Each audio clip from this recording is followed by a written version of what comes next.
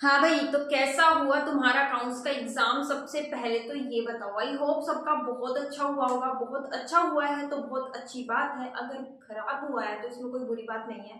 देखो ठीक है, जो होना था हो चुका। ठीक है, अब उसको भूल जाओ, भूल जाओ तुमने कोई अकाउंट्स का एग्जाम दिया भी था।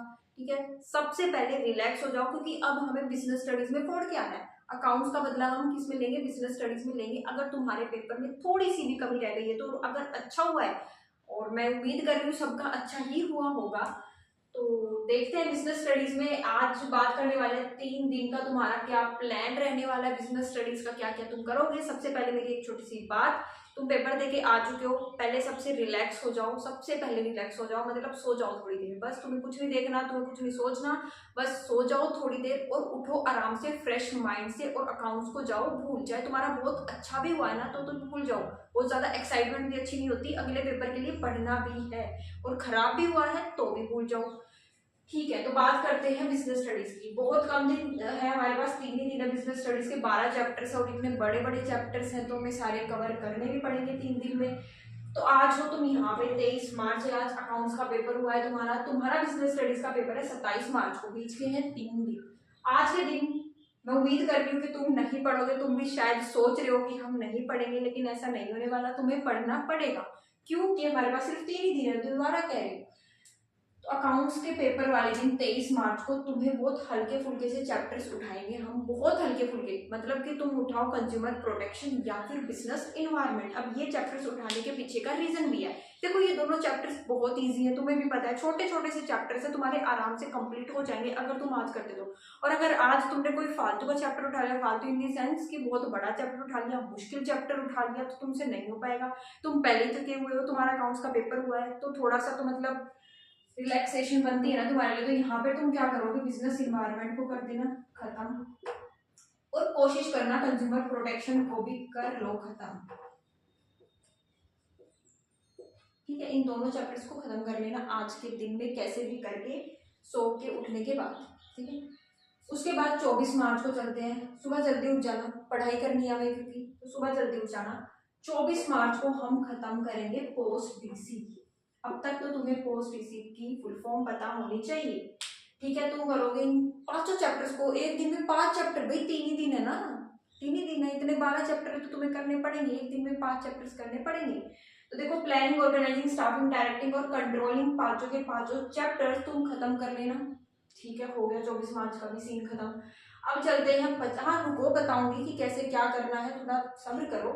उसके बाद 25 मार्च, 25 मार्च को तुम्हें क्या करना है, तुम उठाओगे चैप्टर नंबर फर्स्ट, मतलब nature and significance of management. Chapter number second, principles of management. साथ में तुम उठाओगे मार्केटिंग मैनेजमेंट। ओके, ठीक है। 25 को सिर्फ 3 चैप्टर और 24 को 5 चैप्टर। भी देखो ना, मार्केटिंग मैनेजमेंट कितना बड़ा चैप्टर है। और बाय चांस, मैं मान के चलूँ बाय चांस यहाँ पे तुम बहुत ही ज्यादा थके हुए, तो तुमसे एक ही चैप्टर हो पाया, तो तुम यहाँ कवर कर सकते हो। या इन पोस्ट इसी में से तुम्हारा कुछ रह गया, तुम यहाँ पर एडजस्ट कर सकते हो। या फिर तुम्हारा बैलेंस चल रहा है, तो मार्केटिंग मैनेजमेंट देखो बहुत बड़ा चैप्टर, तो टाइम तो तुम्हें लगेगा। ठीक है, अब ऑलमोस्ट सारा सिलेबस हमारा हो ही गया। 26 मार्च को हम करेंगे 2 बड़े बड़े चैप्टर्स। ठीक है, कौन कौन से? फाइनेंशियल मैनेजमेंट और फाइनेंशियल मार्केट। 26 मार्च को तुम करोगे इन दोनों को।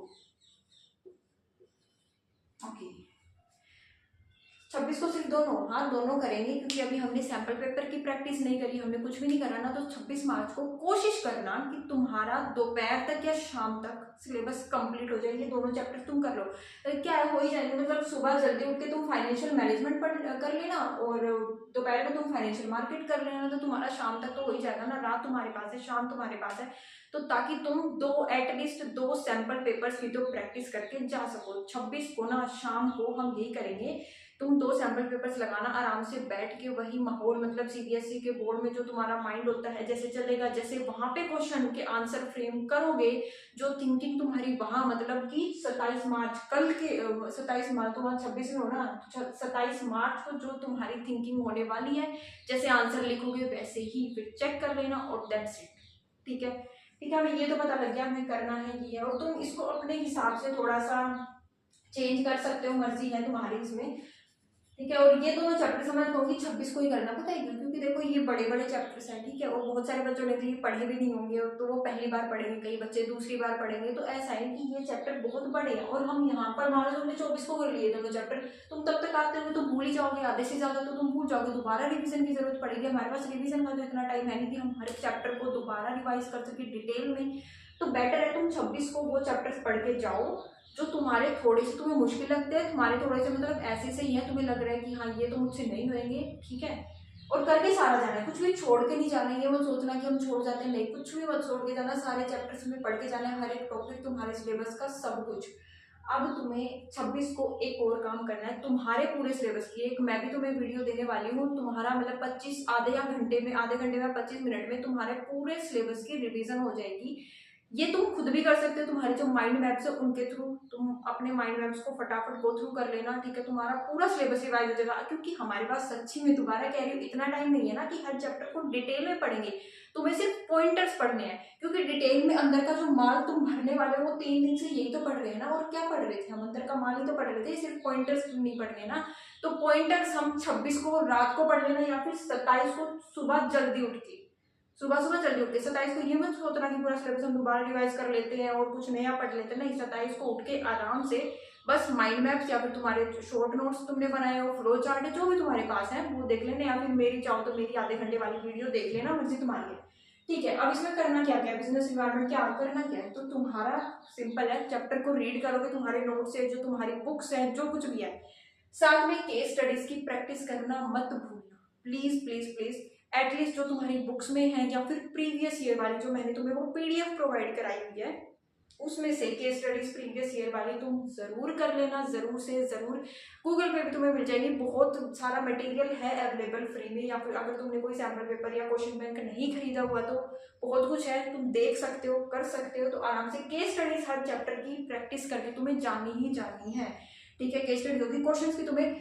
और हाँ, एक और बात, रिटर्न प्रैक्टिस। अब रिटर्न प्रैक्टिस करें एटलीस्ट थोड़ी बहुत, ज्यादा नहीं, क्योंकि देखो यहाँ पे 2 सैंपल पेपर तो तुम करोगे ना, वो तो तुम्हारी हो ही जाएगी, बट कोशिश करना केस स्टडीज में रिटर्न प्रैक्टिस थोड़ी सी कर लो कि तुम कैसे उनको एक्सप्लेन करोगे, या फिर चलो रिटर्न प्रैक्टिस नहीं भी करनी तो तुम अपने माइंड में सोच लेना जब क्वेश्चन करो ना, ये नहीं है कि तुम क्वेश्चन पढ़ रहे हो आंसर देख लिया, ऐसा नहीं है, बुक को हटाओ, बुक को मतलब आंसर को छुपा लो, और तुम्हें खुद के माइंड में करना है कि भाई मैं 27 तारीख को अगर ये क्वेश्चन आ गया तो इसमें क्या लिखूंगा, समझ रहे हो। और सिर्फ पॉइंटर्स नहीं पढ़नी, एक और बड़ी बात, हम क्या करते हैं सिर्फ हेडिंग, हाँ ठीक है हेडिंग पढ़ ली, अंदर का माल तो हम लिख देंगे, ऐसा नहीं होता, अंदर का माल भी हमें पढ़ना होता है, हमें नहीं समझ में आता एग्जाम टाइम पे क्या लिखे, वो लेंथ भी थोड़ी सी बढ़ानी होती है, तो हमसे नहीं पढ़ती, देख लेना तुम, तो तुम्हें करना पड़ेगा, पॉइंटर्स के अंदर का तुम्हें पता होना चाहिए, टेक्निकल वर्ड्स, तुम्हें कीवर्ड्स पे ज्यादा ध्यान देना है, सबसे बड़ी बात कीवर्ड्स, टेक्निकल वर्ड्स, समझ रहे हो ना इस चीज को। और प्रेजेंटेशन तुम्हारी मैटर करती है बिजनेस स्टडीज में बहुत बहुत बहुत ज्यादा, तुम डायग्राम्स बना के आना, तुम फ्लो चार्ट बना के आना, तुम कार्टून्स बना के आना। प्रेजेंटेशन वाली वीडियो मैंने बहुत पहले डाल दी थी, अगर नहीं देखी ना तो जाके देखो, आ चुकी है वो, पहले ही आ गई थी वो वीडियो बिजनेस स्टडीज, तो मैं दोबारा बना के तुम्हारा और अपना दोनों का टाइम वेस्ट नहीं करूंगी, ठीक है। ये हमारा छोटा सा प्लान है 3 दिन का, कुछ भी डाउट हो, कुछ भी, तो आराम से बिना हिचकिचाए कमेंट सेक्शन में बता दो, पूछ लो, कुछ भी डाउट है, इससे रिलेटेड कोई डाउट है, कुछ रह गया है, या फिर तुम्हें कोई और गाइडेंस चाहिए, कुछ भी है तो तुम कमेंट सेक्शन में बताओ। और अकाउंट्स के पेपर को जाओ भूल, अब बिजनेस स्टडीज में फोड़ के आना है, 27 मार्च को बिजनेस स्टडीज का पेपर फोड़ के आना है, ठीक है। तो वीडियो को करते हैं यहीं पे बंद और अपनी पढ़ाई शुरू कर दो, ऑल दी बेस्ट।